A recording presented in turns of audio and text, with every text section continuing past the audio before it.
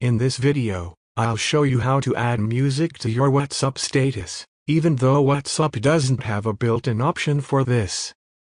We'll use Instagram for this. First, open the Instagram app on your phone.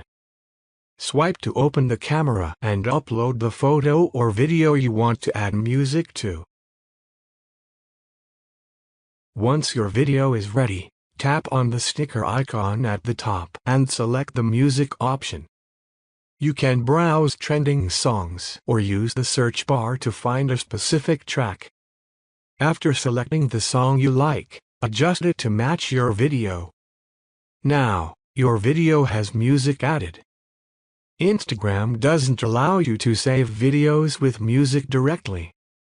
So, post the video as a story. Then view your story and tap the share button.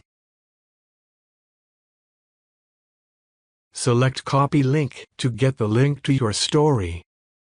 Next, open a web browser and search for Instagram Story Downloader.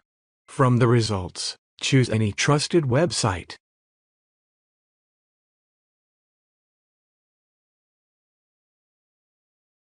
Paste your story link into the downloader.